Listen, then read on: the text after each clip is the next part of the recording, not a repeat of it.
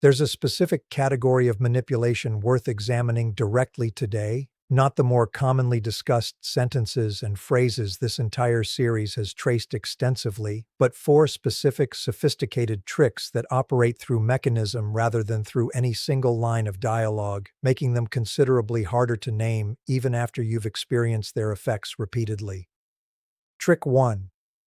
Strategic contradiction, where they deliberately say opposite things at different times, specifically to make you distrust your own memory of what was actually agreed upon. Remember everything we've traced throughout this entire series about narrative control and its dependence on managing what you believe actually occurred. This specific trick involves genuinely, deliberately shifting position, agreeing to something clearly on Tuesday, then denying this agreement ever existed on Friday, not through simple forgetfulness, but through calculated contradiction specifically designed to keep you perpetually uncertain about what was actually decided, actually promised, or actually discussed. Here's why this proves so uniquely disorienting, connecting extensively to everything we've traced throughout this entire series about gaslighting's erosion of self-trust. The genuine shock of this specific trick lies in its cumulative effect rather than any single instance. Each individual contradiction might seem explicable in isolation. Perhaps he genuinely misremembered, perhaps circumstances genuinely changed. But sustained, repeated contradiction across countless small agreements gradually produces a specific, exhausting uncertainty. You stop trusting your own memory of conversations even as they're happening, anticipating future denial before it even occurs. Trick 2. Selective memory deployment, where they demonstrate perfect, detailed recall for things that serve their narrative while claiming genuine amnesia for things that don't. Remember everything we've traced throughout our conversation about the 10 things narcissists accuse you of that they're actually doing. This trick proves shocking, specifically because the asymmetry becomes so glaring once you finally notice it. Flawless memory for a minor slight from months ago. Genuine, seemingly authentic confusion about a promise made yesterday. What makes this particularly disorienting is that both extremes get delivered with the same apparent sincerity, making the pattern genuinely difficult to identify until you specifically start tracking it across multiple instances. Trick 3. Preemptive reality framing, where they establish their version of events before anything has actually happened, so your genuine, in-the-moment experience gets automatically filtered through their predetermined narrative. This works through statements like, "You're going to overreact to this," or "I know you'll say I'm wrong," but delivered before whatever they're actually describing has occurred. Remember everything we've traced throughout this entire series about how narrative control operates. This trick proves shocking precisely because it works retroactively. By predicting your reaction in advance, they've already positioned any genuine response you might have as confirmation of their preemptive framing, regardless of whether your actual reaction was proportionate, reasonable, or entirely different from what they predicted. Trick 4. Witness manipulation, where they subtly, strategically, shape what other people observe or remember about specific incidents, creating external confirmation of their version rather than yours. Connecting extensively to everything we've traced throughout our conversation about triangulation and indirect communication. This might involve subtle comments to a mutual friend before an incident even occurs, positioning that friend to interpret whatever they eventually witness through an already distorted lens, or selectively sharing information afterward that shapes how witnesses remember and later describe what actually happened. Let's trace exactly why these four specific tricks prove so uniquely effective, examining the underlying mechanism that makes them considerably more sophisticated than simple, obvious lying, and then tracing how to actually protect yourself against each one specifically. Here's what makes strategic contradiction so effective. It exploits the genuine, ordinary human tendency to doubt certainty over confidence. Remember everything we've traced throughout this entire series about how confident assertion functions as a kind of evidence in the absence of anything concrete to evaluate. When someone contradicts a previous agreement with genuine confidence, your own mind naturally begins searching for alternative explanations before assuming deliberate manipulation, precisely because assuming deliberate deception represents a genuinely uncomfortable conclusion. Most people instinctively resist reaching about someone they're close to. Here's the practical protection against strategic contradiction, connecting extensively to everything we've traced throughout our conversation about documentation. Remember everything we've established about maintaining contemporaneous, private records specifically to protect your own clarity, independent of external confirmation.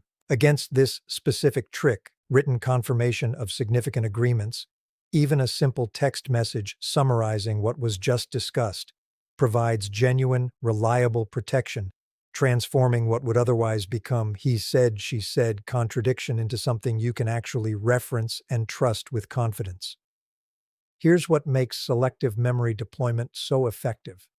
The asymmetry itself feels genuinely, subjectively real to the person deploying it, which makes it considerably harder to identify as deliberate manipulation rather than simple, ordinary human forgetfulness. Remember everything we've traced throughout this entire series about how narcissistic psychology genuinely actively works to protect self-image, sometimes producing what feels like authentic amnesia for information that threatens this self-image, while producing effortless, detailed recall for information that supports whatever narrative currently serves him. Here's the practical protection against selective memory, tracking the pattern itself, rather than evaluating individual instances of forgetting or remembering in isolation. Remember everything we've traced throughout this entire series about pattern recognition mattering considerably more than any single incident. If you notice this specific asymmetry consistently, perfect recall for grievances, genuine confusion about commitments, trust the pattern, understanding that its consistency itself represents the real evidence, regardless of how genuinely sincere each individual instance might feel in the moment it occurs. Here's what makes preemptive reality framing so effective. It removes your ability to have a genuine, unfiltered reaction, because your response gets automatically interpreted through a lens established before you've even had the chance to respond authentically. Remember everything we've traced throughout this entire series about how narrative control depends on managing perception in advance of actual events. This trick proves particularly insidious because it makes you genuinely, subtly self-conscious in real time, sometimes causing you to actually suppress or moderate authentic reactions specifically to avoid confirming the predicted framing, which then gets used as evidence that you're being manipulative or performative rather than genuine. Here's the practical protection against preemptive framing: naming the tactic directly, calmly, the moment it occurs, without allowing it to shape your actual response. Something like, "I haven't reacted yet, so let's see what actually happens," disrupts this specific mechanism by refusing to accept the predetermined framing before you've had genuine opportunity to respond authentically to whatever actually unfolds. Here's what makes witness manipulation so effective. It operates entirely outside your awareness until considerably after the damage has already occurred, since you're often not present for the specific comments or framing shared with mutual connections beforehand. Here's the practical protection against witness manipulation, connecting to something we've traced extensively throughout our conversation about why direct public unmasking backfires. Rather than attempting dramatic correction after discovering this specific tactic, the more effective approach involves maintaining your own consistent, calm, honest behavior across every interaction, trusting that genuine, sustained consistency over time tends to reveal accurate character considerably more reliably than any single, forceful attempt at correcting whatever narrative has already been strategically shaped. Because here's what all four of these tricks ultimately need to lead toward, and it's worth being direct about it rather than leaving this conversation as simply a catalog of manipulation tactics without addressing what genuinely matters most: how to hold this understanding in a way that rebuilds your own trust in reality itself, rather than simply teaching you to detect four specific techniques while leaving the deeper damage unaddressed. The first thing worth understanding clearly is something we've traced throughout dozens of previous conversations in this series, and it deserves specific emphasis here, given how comprehensively these four tricks work together to destabilize your sense of reality. Remember everything we've traced throughout our conversation about the three sentences that rewrite reality. These four tricks and those three sentences ultimately serve the exact same underlying function, eroding your confidence in your own direct experience, replacing it with dependence on his confirmation before you're willing to trust anything you've personally witnessed or personally remembered. Here's the second thing worth understanding, one that offers something genuinely important beyond simply recognizing each individual technique. Remember everything we've traced throughout this entire series about rebuilding self-trust as the foundational work underneath every other protective strategy this series has examined. The deepest protection against all four of these tricks, and against every variation of them you might encounter in the future, isn't memorizing four specific countermeasures. It's rebuilding the fundamental internal confidence that your own direct experience deserves to be trusted, considerably more than anyone else's confident assertion otherwise, regardless of how sophisticated or how consistently applied their manipulation happens to be. Here's the third thing worth understanding, one that addresses something important about the specific exhaustion these four tricks, deployed together and repeatedly, tend to produce over time. Remember everything we've traced throughout this entire series about how cumulative exposure to reality distortion produces considerably more significant damage than any single instance. If you've experienced these four tricks repeatedly across considerable time, understand that whatever confusion, whatever chronic self-doubt, whatever difficulty trusting your own perception you're currently experiencing reflects genuine, significant psychological injury deserving of the same patient professional support this entire series has referenced throughout many previous conversations, rather than something you should expect to fully resolve simply through recognizing these four specific mechanisms intellectually. Here's the fourth thing worth understanding, one that circles back to something we've emphasized throughout this entire series in countless different forms. Recognizing these four tricks doesn't require you to become permanently suspicious of everyone's every statement. Doesn't require treating ordinary human forgetfulness or ordinary miscommunication as evidence of deliberate manipulation. Remember everything we've traced throughout this entire series about the danger of over-applying protective frameworks. These four tricks describe specific, deliberate patterns, distinguished by their consistency, their strategic timing, and their cumulative function of eroding your trust in your own reality. Ordinary human imperfection, occasional genuine forgetfulness, and genuine miscommunication remain genuinely different from these four deliberate patterns, and holding this distinction protects you from unnecessarily damaging genuinely healthy relationships through excessive, indiscriminate suspicion. Here's the fifth and final thing worth understanding, the piece that ultimately matters most as we close this entire conversation. These four shocking tricks reveal something worth carrying forward as the deepest, most important truth available from everything we've traced throughout today's discussion. Reality was never actually his to control, regardless of how sophisticated his tricks became, regardless of how consistently he deployed them, regardless of how genuinely disoriented you may have felt while experiencing their cumulative effect. What actually happened, happened. What you actually witnessed, you actually witnessed. What you actually remembered, however much confident contradiction, selective memory, preemptive framing, or witness manipulation attempted to convince you otherwise, remained genuinely, accurately true throughout the entire time these four tricks worked to make you doubt it.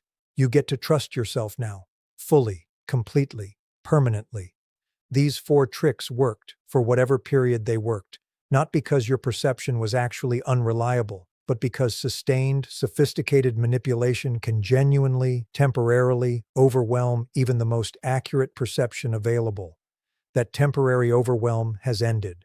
What remains, permanent and unshakable, is your own genuine, accurate understanding of your own reality, considerably more trustworthy than anything these four tricks ever managed to convince you otherwise, now and for every moment still ahead of you, throughout every future relationship where someone might, someday attempt to deploy any of these four tricks again, only to encounter someone who has already permanently learned exactly how to recognize and refuse them. There's one more dimension worth adding here because it addresses something practical worth carrying forward.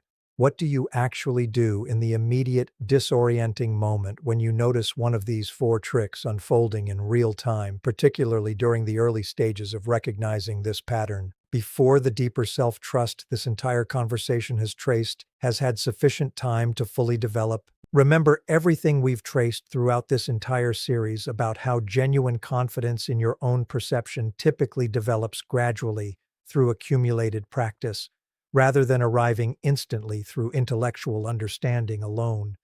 If you notice yourself in the actual moment, feeling the familiar disorientation these four tricks produce, the sudden uncertainty, the creeping doubt about your own memory or your own reaction, a practical, immediate technique worth using is simply naming the experience internally, even before you're ready to name it externally. This is one of the four patterns. This confusion I'm feeling right now is the trick working, not evidence that I'm actually wrong. This internal naming, even without any external confrontation or external response, often provides genuine, immediate relief because it interrupts the automatic slide into self-doubt these tricks depend on producing. Here's something worth understanding about a specific related practice worth developing over time, connecting to everything we've traced throughout this entire series about documentation. Consider keeping a simple private log specifically of moments when you notice these four tricks occurring, not necessarily to confront him with this evidence, but purely for your own ongoing clarity. Over time, this log often reveals something genuinely valuable: the sheer frequency and consistency of these patterns, laid out concretely rather than experienced as vague, difficult to articulate unease. Many people report that seeing this pattern documented plainly, in their own words, across weeks or months, produces a specific kind of clarity that abstract awareness alone never quite manages to achieve. Here's a related consideration worth understanding, one that addresses something important about how these four tricks specifically affect your relationship with your own intuition over time, beyond simply your relationship with factual memory. Remember everything we've traced throughout this entire series about how sustained exposure to reality distortion damages not just your confidence in specific facts, but your broader trust in your own gut sense that something feels wrong even before you can fully articulate why. If you notice yourself increasingly dismissing your own intuitive discomfort, telling yourself you're probably overreacting, probably misunderstanding, probably being unfair, before you've even consciously identified which of these four tricks might be occurring, this represents genuine evidence that the damage has extended beyond simple factual disputes into your more fundamental, instinctive sense of when something genuinely isn't right. Here's what's worth understanding about rebuilding this deeper, more instinctive trust specifically. Remember everything we've traced throughout this entire series about how self-trust develops through accumulated verification over time. Consider practicing deliberately in low-stakes situations entirely unrelated to this specific relationship, trusting your initial gut sense before overriding it with excessive self-doubt or excessive second-guessing. This might mean trusting your first instinct about a stranger's trustworthiness, trusting your initial read of a professional situation, gradually rebuilding the muscle of instinctive trust in contexts where the stakes remain low enough that practicing this trust doesn't feel genuinely risky, before applying this same rebuilt confidence to the more significant, more emotionally charged situations where these four tricks originally did their damage.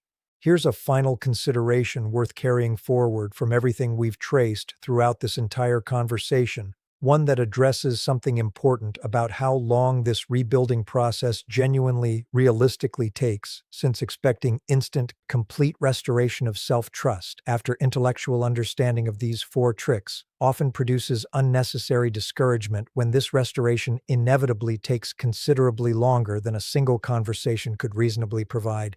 Remember everything we've traced throughout this entire series about genuine psychological healing requiring sustained practice over considerable time. Rebuilding full, comprehensive trust in your own perception, particularly after repeated, sustained exposure to all four of these tricks, often takes months, sometimes years, of consistent practice, consistent documentation, and often considerable professional support before it settles into the kind of stable, unshakable confidence this entire conversation has described as the ultimate goal. This is ultimately the most important thing to carry forward from this entire conversation. The four tricks we've traced throughout today's discussion worked, for whatever period they worked, through genuine sophistication and genuine sustained repetition, which means unwinding their effect similarly requires genuine patience and genuine sustained practice rather than instant resolution through understanding alone. But the destination remains exactly what this entire conversation has traced throughout every section: a genuine, settled, unshakable trust in your own perception, your own memory, and your own reality, considerably more reliable now than it's ever been before, precisely because you've survived and finally, completely understood exactly what was working to undermine it, giving you something considerably more valuable than the naive trust you may have carried before this experience: hard-won, permanently protective, genuinely unshakable confidence in exactly what you know to be true.